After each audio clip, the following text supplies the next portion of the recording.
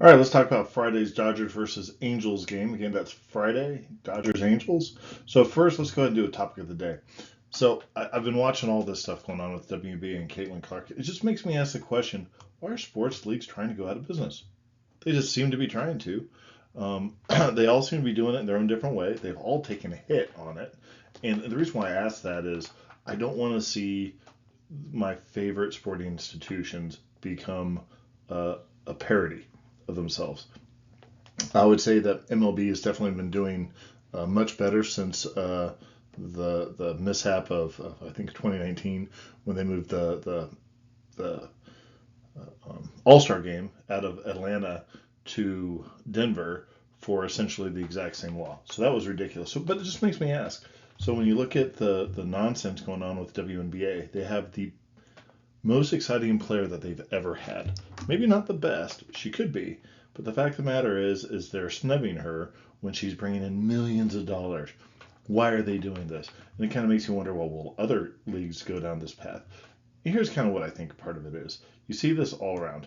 Every single institution thinks that they've been told, or they think they need to tell everyone what their official position is on every single issue. When in fact, anyone who watches sports, everyone I've talked to says they just want to watch the game. They really do. Okay. And then what's worse is you've got this media out there. You listen to them. They ask questions. Hey, did this athlete said this? Just listen to the latest thing that the Chiefs kicker said. Suddenly it's, hey, are they allowed to say that? Why don't you punish them? Just let them go out and say what they want to say. They have every right to say what, particularly when they're on their own. You don't have to have an opinion on everything, particularly when you have a media that is so dead set on trying to distinguish a right opinion from a wrong opinion. And then lastly, I think athletes have always been narcissistic, but now they've got a media 24/7 feeding them so that they get uh, they get hooked on this idea that people are listening and watching and want to hear from them. And again, I really think it boils down to no one cares exactly what you think for the most part. There might be some, but for the most part, they just want to watch the game.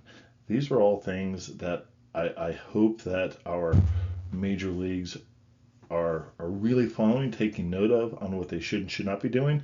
Again, you don't have to have an official position on some of the most challenging social issues, and you certainly don't need to let the media push you into thinking that you need to corral what your athletes say. Let people say what they're going to say. You don't need to punish them. Just let them go. People, society will punish them if they go way too far out of lines. And for athletes, all I could really say is focus on your game, not what people think. Let's talk about tomorrow's game. So ESPN has Dodgers winning right up here around 75%. I'm slightly lower than that at 70%. Again, very minor deviation in that case there. As I always say, I don't know what goes in the ESPN uh, uh, model.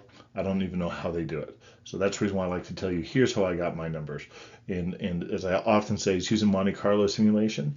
I take the numbers that we're about to go over and I feed them into a model that is going to go through and use probability and statistics, and we're going to play that game over 250 times to come up with these distributions. And so that's what it comes out with is over that 250 times, Dodgers won 70% of the time. And with that, they've got they're scoring 5 to about 6 runs, so median here at 5, average of 5.5.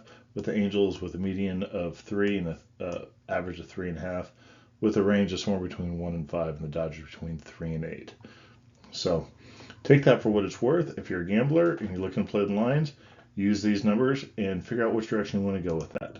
So let's take a look at some lineups here. A couple of things that really strike me is you got a starting pitcher who's got an average against him of 270. That is horrible. The bullpen of 260.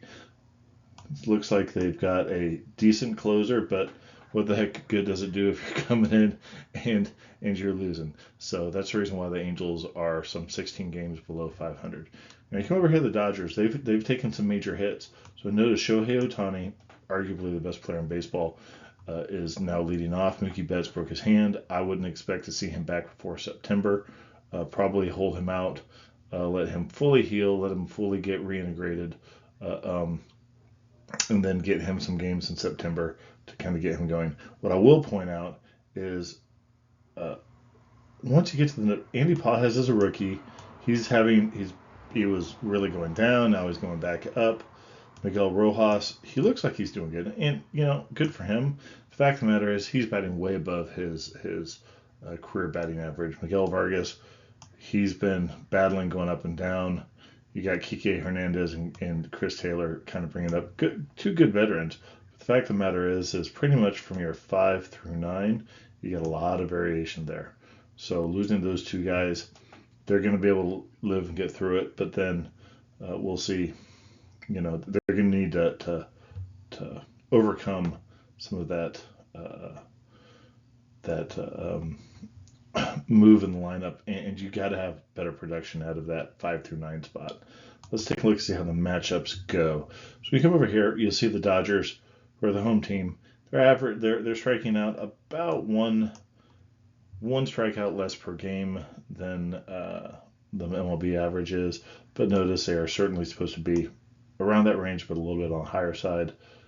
Angels are supposed to strike out a little bit less. That's got to do with both the matchups, obviously. A couple things though I would point out: Angels are going to walk less. Landon Knack, I think, has better command, and then also the Angels are a lot more of a free swing team.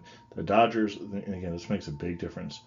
Getting 4 free passes makes a big difference in the game, particularly when you got Shohei Ohtani, Will Smith, Freddie Freeman putting up 2-3 homers per game, or somewhere up around this number.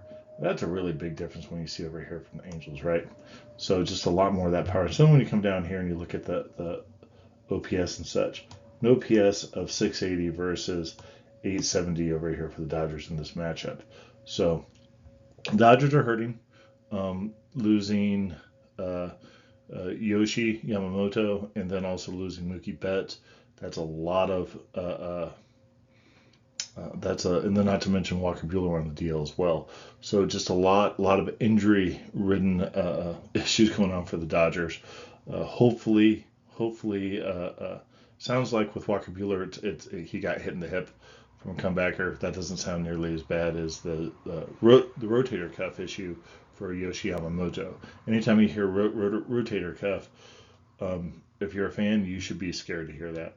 So anyhow, if you like what you listen to, click like and subscribe. If you've got questions, comments, leave me a note, and I'll get back to you. Thank you.